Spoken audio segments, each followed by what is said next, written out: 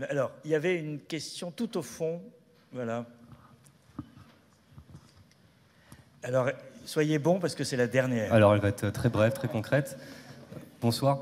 Merci déjà pour ce temps d'échange et cette discussion très intéressante. C'est une question qui est naïve, un peu dirigée pour M. Haro. Il y a moins d'un an, il y a eu la suppression du corps diplomatique.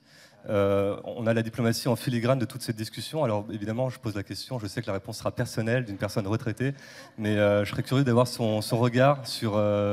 Voilà, on a entendu beaucoup de choses et vraiment naïvement, moi je ne sais pas quoi en penser, donc je profite de ce temps d'échange, de ce moment pour avoir un éclairage. Voilà. Question naïve mais bonne.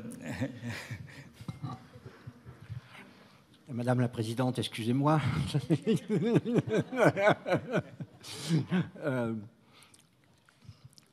Non, je vais évidemment essayer d'élever le débat.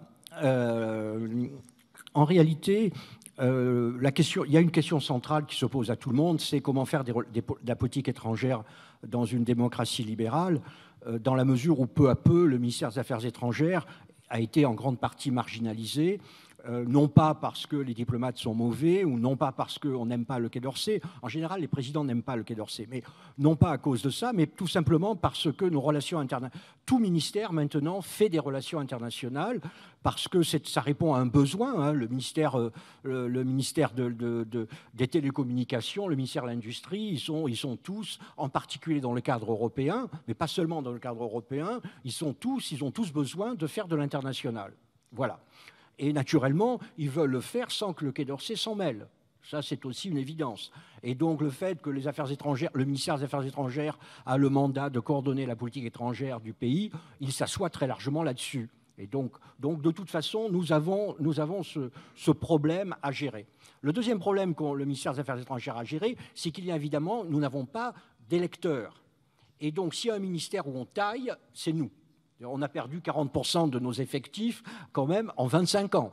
Vous voyez, et puis vous savez bien, c'est Ferrero Rocher, l'ambassadeur, les résidences, c'est extraordinaire. Et donc, en réalité, nous avons un budget, au budget de cette année, nous avons eu un budget qui est plutôt un budget en réduction.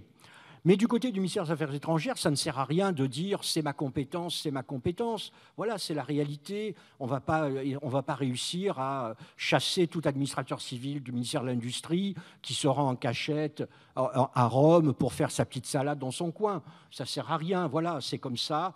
Et donc, je crois que le ministère des Affaires étrangères doit en grande partie se concentrer sur ce qu'il fait bien, c'est-à-dire plutôt le politique et les grandes négociations. Et ça, c'est le plus difficile de convaincre un ingénieur que négocier, c'est un art.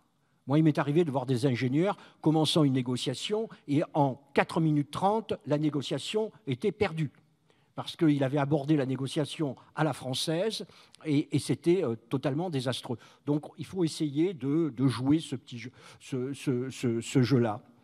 Alors ensuite, vous avez, le président de la République a fait non seulement le corps diplomatique, mais aussi le corps préfectoral a disparu. Et tout un certain nombre de corps de l'État, c'est-à-dire finalement l'héritage que nous avions de Napoléon. C'était depuis Napoléon, nous fonctionnions sur ce système. Donc maintenant, voyons ce qu'il en est. Cela étant, et là je vais parler pour ma paroisse, dont je suis dans mon ancienne paroisse.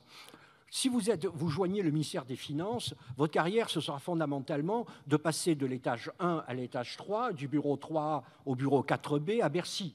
Si vous êtes diplomate, votre carrière, ce sera de passer de Tokyo à Bujumbura et de Bujumbura à Buenos Aires. Et donc, c'est quand même différent comme métier. Il y a un côté vocation. Et d'abord, vous devez parler des langues. Vous vous rendez compte, vous allez apprendre 6 ans le chinois, puis ensuite on va vous dire ah ben tiens, vous pourriez être sous-préfet à Châteldon. Non, enfin Châteldon n'est pas une sous-préfecture et l'histoire en est tragique. Mais voilà, donc c'est assez curieux.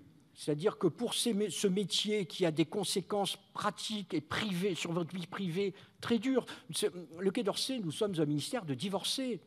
Parce que les épouses, évidemment, ne voulant plus faire de la peinture sur ivoire, elles veulent avoir leur carrière comme leur mari, ce qui est tout à fait légitime. Et donc, vous imaginez, si le mari est nommé premier secrétaire à Bujumbura, voire à Kigali, que va faire l'épouse ? Ou inversement, si l'épouse est nommée premier secrétaire à Tokyo, que va faire le mari? Et donc vous avez beaucoup de ce qu'on appelle comme les militaires, hein, des célibataires géographiques.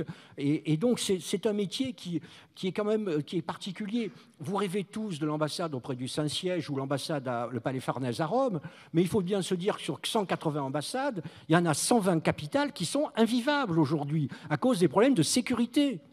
Dans les pays africains, vous avez nos collègues qui sont dans des villas avec des barreaux aux fenêtres et avec des sonneries d'alarme pour des problèmes de sécurité. Vous avez le problème des enfants. Donc voilà, c'est tout un ensemble où ces jeunes gens qui décident d'entrer dans le corps diplomatique, qui apprennent pendant 5 ans le chinois et qui doivent apprendre 2 langues rares, hein, donc il n'y a pas que le chinois, qui doivent apprendre le chinois, qui n'est pas rare. Et d'un seul coup on leur dit non, c'est pas important finalement ce que tu fais. Voilà, moi je trouve ça assez malheureux. Merci.